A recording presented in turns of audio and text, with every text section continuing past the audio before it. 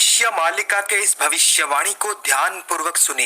बिनसर ए हेब मो बचन ध्रुव मारु मारु घाटी से ही महत परीक्षा बाबू रामचंद्र तते मु देली चेताई। मढ़ा परे मढ़ा गदा जे होइब पृथ्वी हेब हतसिरी रक्त नदी जे सीमांते बहिब विदेशी आसीबे माड़ी। अर्थ 20 अंक से ऐसा अवश्य होगा। अटल है यह अंत का कहानी। महत्वपूर्ण परीक्षा याद रखना रामचंद्र है मेरा ये सतर्कवाणी। लाशों से भर जाएगा ये पृथ्वी, बार बार होता रहेगा अनहोनी। रक्त का नदी सीमाओं पर बहेगा जब प्रवेश होंगे विदेशी। छत्तिया धाम का 20 अंक यानी ग्रेगोरियन कैलेंडर के अनुसार अप्रैल 2020 से अप्रैल 2021 तब से लेकर अभी तक यानी पिछले 4 सालों में संपूर्ण विश्व का दशा एवं दिशा पूरी तरीके से बदल चुका है। बिल्कुल वैसे ही जैसे इस 600 साल पुराने भविष्यवाणी में कहा गया है। परंतु 2 नवंबर 2024 के बाद संसार में एक ऐसा परिवर्तन आरंभ हो चुका है जो आंखों को दिखता तो नहीं, परंतु उसके कारण आधे से अधिक पृथ्वी शमशान बनने वाला है। जय और पराजय का विचार छोड़ के कर्तव्य पर ध्यान दो, डर अपने आप दूर हो जाएगा। जय जगन्नाथ। भविष्य मालिका के चौकड़ा मोड़ाणो ग्रंथ में कहा गया है कि अप्रैल 2020 के बाद कलयुग का असली विनाश लीला आरंभ होगा, जिसमें असंख्य मनुष्य एवं असंख्य प्राणी मारे जाएंगे और एक ऐसा समय आएगा जब चारों ओर विनाश के अलावा और कुछ भी दिखाई नहीं देगा। यदि आप भारत में हैं, तो 90% चांसेस है कि आप इस भविष्यवाणी को झूठा बोलेंगे, क्योंकि भारत में 2020 से या 2020 के बाद बहुत कुछ हुआ तो है, पर वैसा नहीं कि लोग ये कहने लग जाए कि अब अंत आ चुका है। पर भले ही आज भारत सुरक्षित है, पूरी दुनिया के तुलना में सबसे अधिक तीव्र गति से विकसित हो रहा है, और भले ही आज सनातन पुनर्वार अपने मूल स्वरूप में वापस लौट रहा है, परंतु भारत के बाहर स्थिति पूरी तरीके से उल्टा है, क्योंकि भारत के बाहर यानी पूरी दुनिया में भारत के अलावा हाहाकार मचा हुआ है। 2019 से 2020 के बीच ऑस्ट्रेलिया के जंगलों में अस्पष्ट कारणों से इतिहास का सबसे भयंकर आग लग गया था, जिसमें 500 से अधिक लोगों का मृत्यु हो गया था। 3000 से भी अधिक घर जलकर राख हो गए थे एवं करीब करीब 100 करोड़, जी हाँ सही सुना आपने, 100 करोड़ जंगली जानवर दर्दनाक मौत मरे थे। 2020 में 100 साल बाद पृथ्वी पर एक नया और अत्यंत घातक महामारी ने दस्तक दिया था, जिसमें 69 लाख से भी अधिक लोग मारे गए थे, जिसमें सबसे अधिक Bharat, China, US, Brazil, Italy एवं स्पेन में मारे गए थे। बाकी छोटे छोटे देशों का हाल मत पूछिए तो अच्छा रहेगा। 15 अगस्त 2021 के दिन तालिबानी आतंकियों ने यूएस एवं नाटो के आर्मी को अफगानिस्तान से भगाकर पूरे देश में इस्लामिक शासन स्थापित किया था एवं इस संघर्ष में 2 लाख से भी अधिक अफगानी भाई बहन, जिनमें छोटे छोटे बच्चे भी शामिल थे, अत्यंत दर्दनाक मृत्यु को प्राप्त किया था। 2022 में श्रीलंका के अंदर उस देश के इतिहास का सबसे बड़ा आर्थिक संकट शुरू हो गया था। ना खाने के लिए खाना था, ना पीने के लिए पानी, ना गाड़ी में भरने के लिए तेल। हर तरफ केवल तनाव, आगजनी, हिंसा एवं अंधकार। स्थिति इतना भयंकर बन चुका था कि यदि भारत उसे बचाने नहीं जाता तो उस देश का अस्तित्व अभी तक समाप्त हो चुका होता।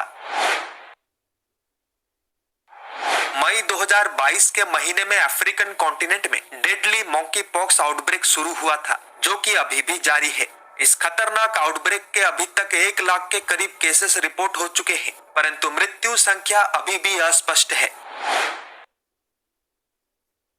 जून से अक्टूबर 2022 के बीच पाकिस्तान के अनेकों हिस्सों ने आज तक का सबसे भयंकर या ऐसा कहो प्रलयंकारी बाढ़ को देखा, क्योंकि इसमें पाकिस्तान का 1/3 हिस्सा पूरी तरीके से डूब गया एवं देखते ही देखते 1700 से भी अधिक प्राण चले गए।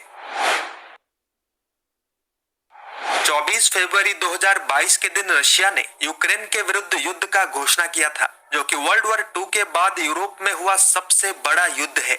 इस युद्ध में अभी तक 6 लाख के करीब सैनिक प्लस साधारण लोग मारे जा चुके हैं एवं ये संख्या लगातार बढ़ रहा है।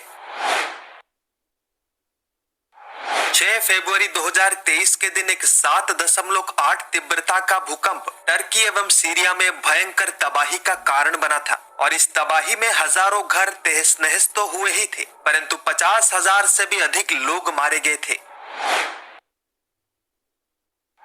11 सितंबर 2023 के दिन लिबिया के डरना शहर में एक विशाल डैम टूटने के कारण पूरा का पूरा शहर, पूरा का पूरा सभ्यता ही वाइप आउट हो गया था। ऑफिशियल आंकड़ों के अनुसार 20,000 के करीब लोग मारे गए थे, परंतु अनऑफिशियल आंकड़ों के अनुसार मृत्यु संख्या लाखों में था। 7 अक्टूबर 2023 के दिन इजराइल का अरब देशों के विरुद्ध अंतिम धर्म युद्ध आरंभ हुआ था, जो कि फलस्तीन के बाद इराक, ईरान, सीरिया, यमन एवं लेबनान तक फैल गया। इस युद्ध में अभी तक 2 देश पूरी तरीके से खंडहर बन चुके हैं। वही मृत्यु संख्या 3 लाख के पार जा चुका है। 19 अक्टूबर 2023 के दिन भारत के ठीक बगल में तथा भारत का सबसे महत्वपूर्ण व्यापार मार्ग रेड सी को हौती आतंकियों ने ब्लॉक कर दिया था। इजराइल के विरुद्ध अपने क्रोध का प्रदर्शन करने के लिए उसे रोकने के लिए यूएस, यूके समेत 6 देश एकत्रित होकर गए तो थे, पर मार खाकर वापस भी लौट आए। ये ब्लॉकेड आज भी जारी है एवं भारत को हर दिन इसी के कारण अरबों खरबों रुपयों का नुकसान हो रहा है।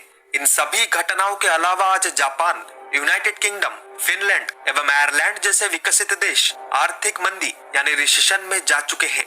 ये केवल कुछ गिने चुने घटनाएं हैं जो 2020 से या 2020 के बाद से हुए हैं। इनके अलावा भी दुनिया में 100 से अधिक घटनाएं हुए हैं, जिनको यदि मैं गिनाने जाऊं तो महीना निकल जाएगा। और यदि आपको भी ऐसा कोई महत्वपूर्ण घटना याद है तो कमेंट्स में अवश्य बताइएगा। परंतु अब मैं आशा करता हूं कि आप सब समझ चुके होंगे कि भविष्य मालिका का वो 600 साल पुराना भविष्यवाणी काल्पनिक नहीं बल्कि सच था। अब प्रश्न है कि आगे क्या होगा।